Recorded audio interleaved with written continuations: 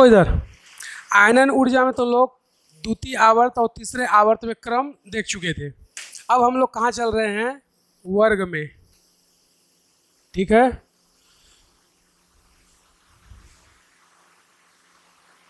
तो अगर हम लोग वर्ग की बात करें तो वर्ग में देखो कोष की संख्या यानी n बढ़ता है कि नहीं बढ़ता है? कोष की संख्या n ये बढ़ता है तो इलेक्ट्रॉन की संख्या भी बढ़ेगी। इलेक्ट्रॉन की संख्या भी क्या होगी? बढ़ेगी। तो परमाणु का आकार और परमाणु की त्रिज्या भी बढ़ेगी। तो ऊपर से नीचे जाते हैं तो परमाणु का आकार क्या होता है? बढ़ता है। जैसे lithium, sodium, potassium, rubidium, caesium और फ्रेंसियम। तो ऊपर से नीचे अगर हम लोग आते हैं तो परमाणु त्रिज्या बढ़ती है तो आयनन ऊर्जा क्या होगा? घटेगी। तो क्रम क्या हो जाएगा? जो सबसे ऊपर है उसकी आयनन ऊर्जा सबसे अधिक और जो सबसे नीचे है उसकी आयनन ऊर्जा सबसे कम। अर्थात नीचे वाले परमाणु से इलेक्ट्रॉन निकालना बहुत ही आसान। क्यों? क्योंकि इसकी आयनन ऊर्जा सबसे कम, अर्थात नाभिक और बाह्यतम कोश के इलेक्ट्रॉन के मध्य में आकर्षण कम, तो इलेक्ट्रॉन को निकालना आसान। लेकिन ये परमाणु का नाभिक और आकार क्या होगा? छोटा। तो नाभिक और बाह्यतम कोश के इलेक्ट्रॉन के मध्य आकर्षण ज़्यादा, तो इलेक्ट्रॉन निकालने में ऊर्जा ज़्यादा देनी पड़ेगी, इसलिए इसकी आयनन ऊर्जा सबसे ज़्यादा होगी और इसकी आयनन ऊर्जा सबसे कम होगी। ये क्या है? वर्ग में। ये फर्स्ट ए का है, या बोल दें वर्ग एक और मेंडलीव के अनुसार फर्स्ट ए। अगर हम लोग वर्ग दो की बात करें, वर्ग दो या मेंडलीव के अनुसार सेकेंड ए, जिसको हम लोग क्या बोलते थे? क्षारीय मृदा धातु। तो क्षारीय मृदा धातु में कौन कौन आते हैं? Beryllium, magnesium, calcium, strontium, barium और रेडियम। ठीक है, तो इनमें भी सेम कहानी कि ऊपर से नीचे आएंगे तो कोष की संख्या बढ़ेगी तो इलेक्ट्रॉनों की संख्या भी बढ़ेगी, तो परमाणु का आकार और त्रिज्या भी बढ़ेगी, तो आयनन ऊर्जा घट जाएगी। क्योंकि वर्ग में जेड इफेक्टिव क्या होता है? नियत होता है। तो जेड इफेक्टिव से कोई मतलब नहीं है, मतलब केवल इन तीनों से है। तो जेड इफेक्टिव नियत है, लेकिन कोष की संख्या बढ़ती है तो इलेक्ट्रॉन भी बढ़ेंगे। इलेक्ट्रॉन बढ़ेंगे तो त्रिज्या और आकार भी बढ़ेगा, तो ऊर्जा घट जाएगी। तो जो सबसे ऊपर है उसकी ऊर्जा सबसे ज़्यादा और जो नीचे है उसकी आयनन ऊर्जा सबसे कम। तो ये तो दोनों कहाँ हो गए? अगर इनकी बात करें तो ये दोनों कहाँ के हैं? एस ब्लॉक के।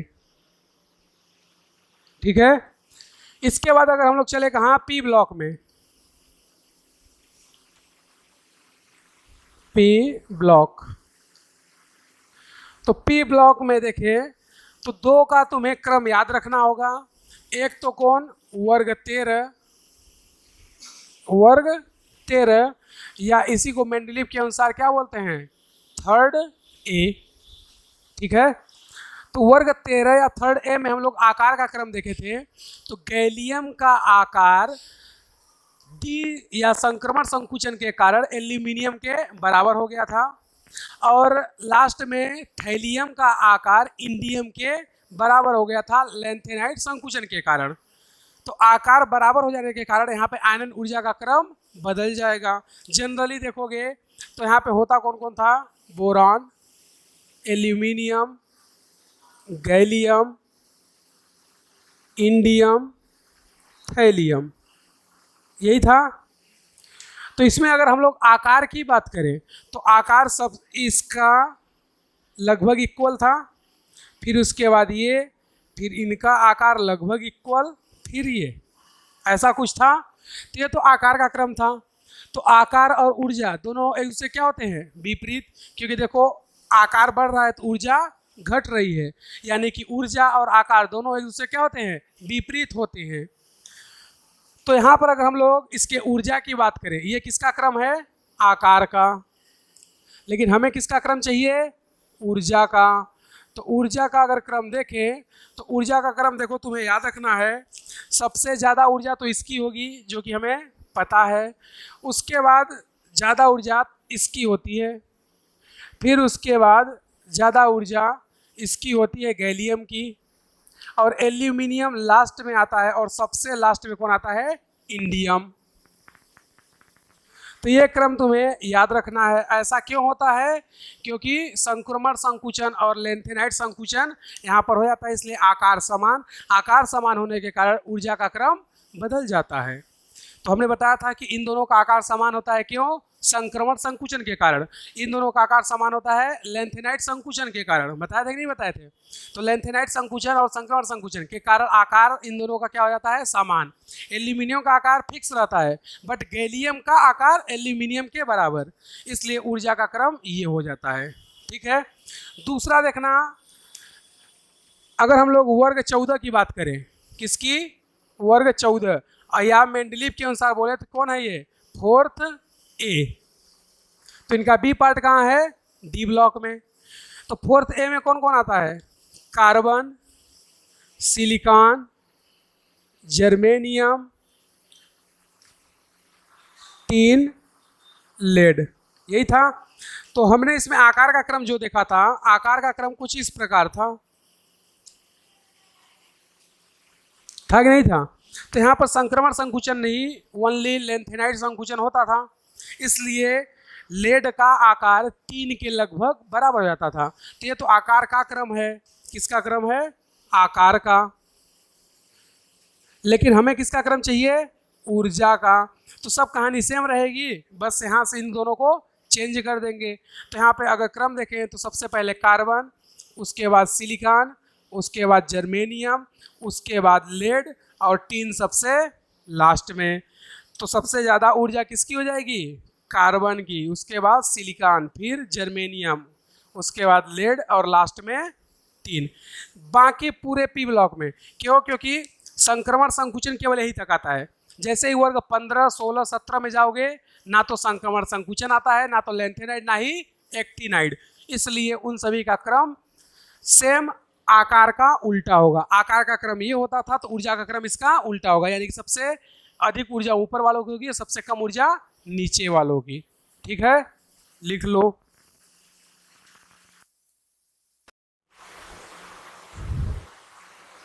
ठीक है। उसी तरह वर्ग अगर 16 की बात करें या 6A की, तो 6A में आकार का क्रम क्या था? Oxygen, sulphur, selenium, tellurium, polonium. तो आकार का क्रम इस तरह से था।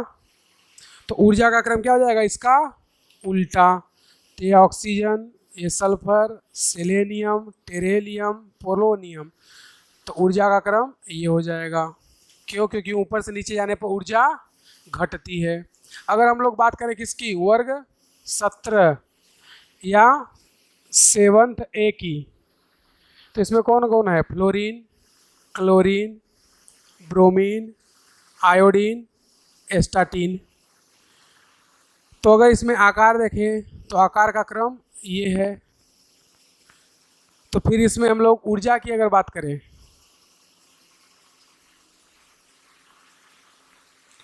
तो ऊर्जा fluorine, chlorine, bromine, iodine, astatine.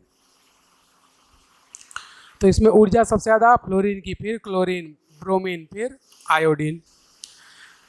और अगर हम लोग 0 ग्रुप की देखें या वर्ग 18 की,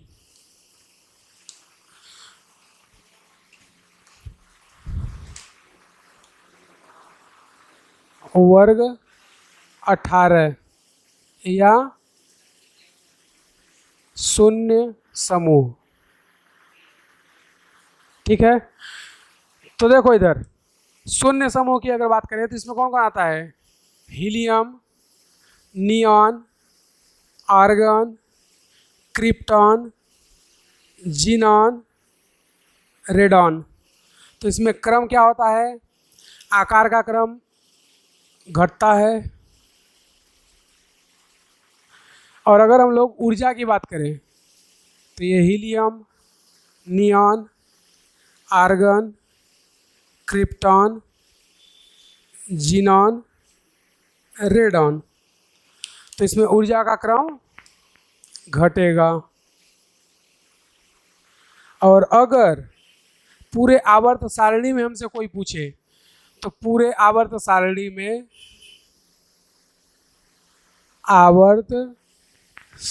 में सबसे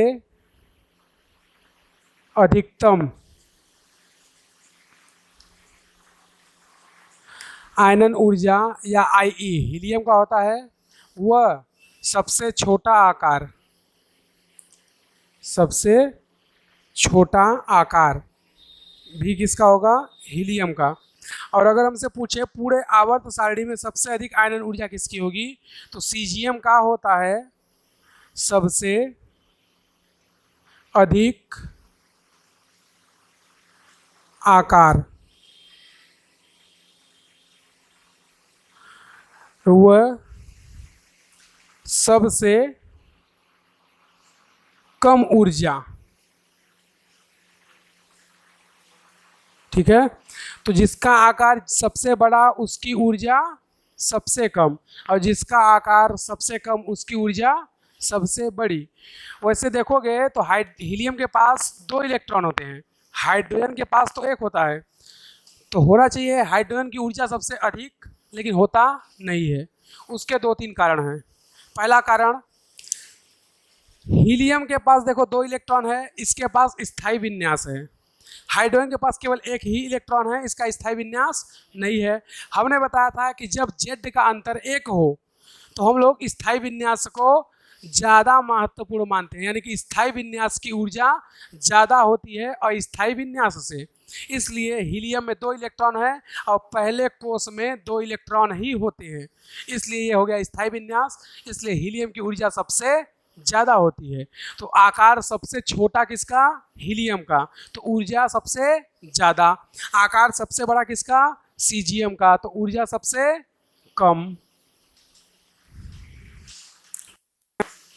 डी ब्लॉक में हम लोग देख रहे हैं क्या? आयनन ऊर्जा।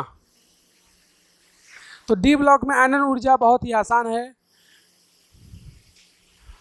थर्ड बी के लिए, ये केवल किसके लिए लगेगा? केवल और केवल थर्ड बी के लिए। थर्ड बी के लिए देखो ऊर्जा का क्रम कैसे बताएंगे? बहुत ही आसान, 3D,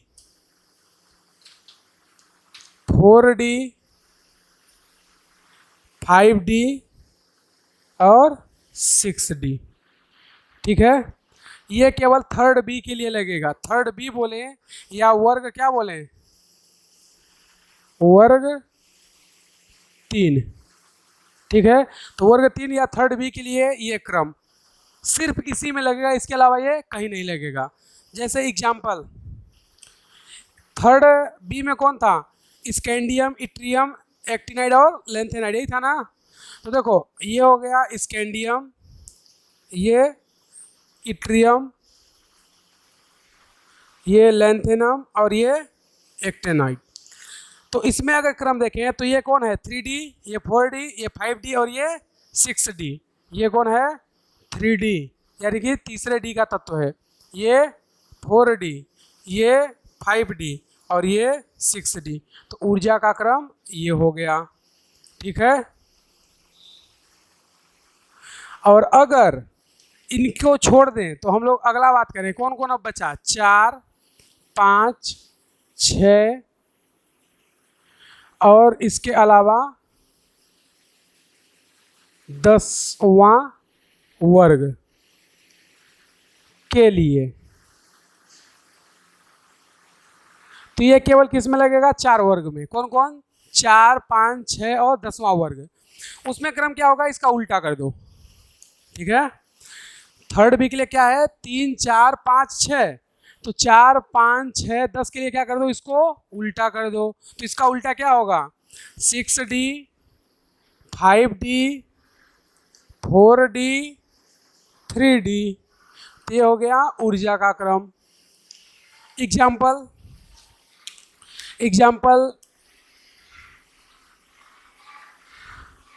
तो 4, 5, 6, 10 में से किसी को ले लो। 10वां में अगर देखोगे तो कौन है? निकिल, पीडी और पीटी। निकिल, पैलेडियम और प्लेटिनम। तो ये कौन है? 3D, ये 4D और ये 5D। तो क्रम क्या हो गया? जस्ट उल्टा, यानी कि पहले 5 फिर 4 फिर 3। तो ऊर्जा का क्रम ये हो जाएगा 5D, 4D, 3D। नहीं समझे? अब बचा कौन कौन? 7, 8, 9, 11 और 12। तो उनके लिए भी देख लेते हैं। किसके किसके लिए? 7, 8, 9, 11 व 12वां वर्ग। भाई तीसरे के लिए वो हो गया। 4, 5, 6, 10 के लिए ये हो गया।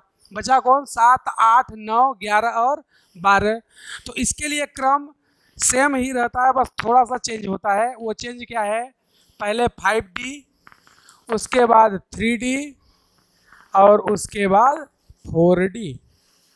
तो ये हो गया इसके लिए। एग्जाम्पल में ये कौन सा वर्ग था? 10वां ना, वर्ग 10। इसमें एग्जाम्पल ले लेते हैं वर्ग 12। तो वर्ग 12 में कौन कौन तत्व थे? देखोगे तो वर्ग 12 में था जिंक, कैडमियम, मरकरी। यही था ना? तो जिंक कौन सा वर्ग है? 3D, cadmium 4D, mercury 5D। तो इनमें ऊर्जा का क्रम सबसे पहले कौन आएगी? मरकरी 5D, उसके बाद जिंक 3D, फिर उसके बाद कैडमियम 4D। ये कई बार क्वेश्चन पूछा गया है तुम्हारे एग्जाम में। तो ये हो गया डी ब्लॉक में ऊर्जा का क्रम। ठीक है।